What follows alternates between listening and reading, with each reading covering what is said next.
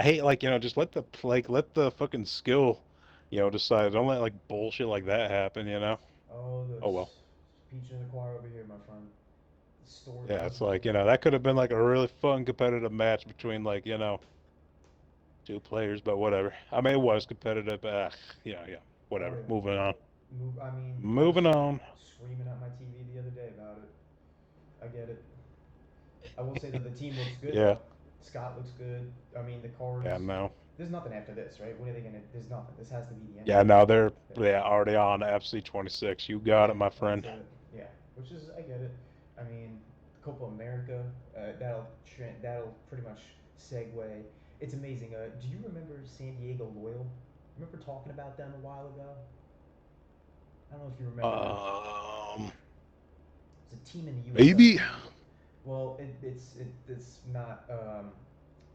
You wouldn't be alone.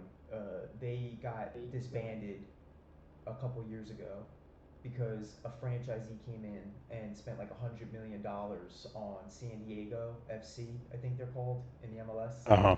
And in their first season, they're already in first place in the Western Conference. I was thinking, like, you imagine being San Diego Loyal and watching that? Like, you organically tried to grow a team for 4 years. You did it the right way. Your team was solid in the USL. You brought in Landon Donovan, and after all of that, they went, yeah, bye. And now they're already they couldn't win the MLS. Crazy. One first year in. Oh, that's pretty crazy right there. Crazy. I don't know if it's a good thing though, because now the USL Championship have segued away from the MLS, and they are now doing their own thing because they want to do the promotion relegation. So now you have one organization doing their own thing who's weaker than the other organization who's trying to not do the relegation promotion. It's like the worst possible situation if you were trying to establish some sort of, organized system or hierarchy for the sport in this country. Hmm. Um, and then Matt Turner, what I was trying to tell you earlier was the deal went bad. So it doesn't look like he's going to go to the French league. And now he doesn't have a team. And that is our first choice for the World Cup. That's our best goalkeeper.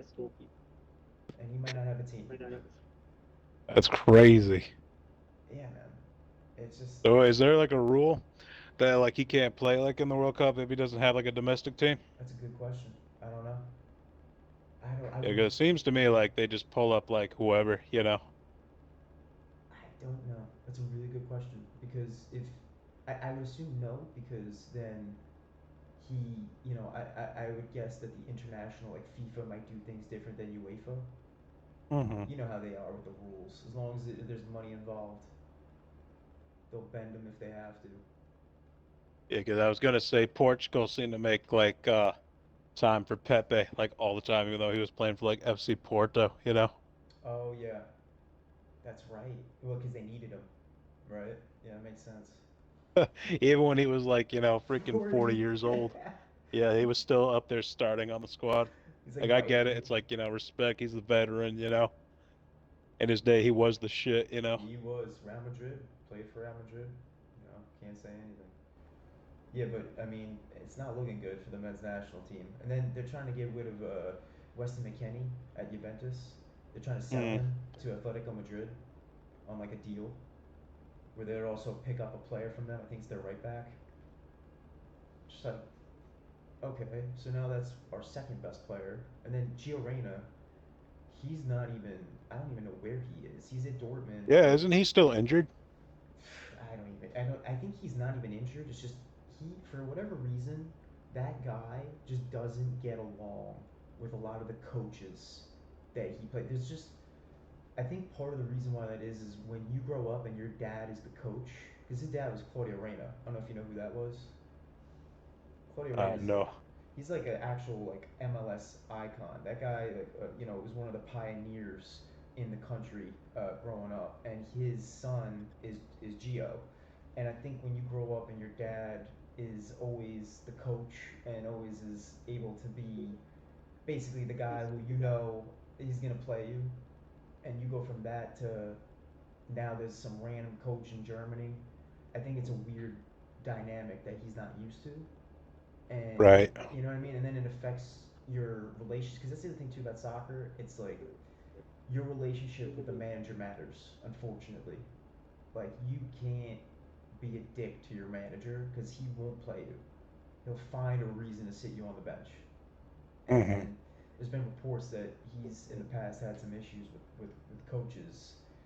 And it's like now they're thinking about playing him in Parma, but it's not finalized. And now it's like there's only a couple weeks left before the season starts, and then you've got the World Cup. So that's like our third best player. So you ask yourself like, where is everybody? What's going on here? You know, I think the only player that really feels like he's got some sort of stability in Europe is Christian Pulisic, and even he Yeah, has he was injury. still at Milan right now, right? He is. And there was even rumors during the season last year that he wasn't happy because he's had I think 20 plus managers in a span of like a 5 year career, Hmm. something like that. From Chelsea, all the shit that happened there, then obviously Dortmund, and now with AC Milan.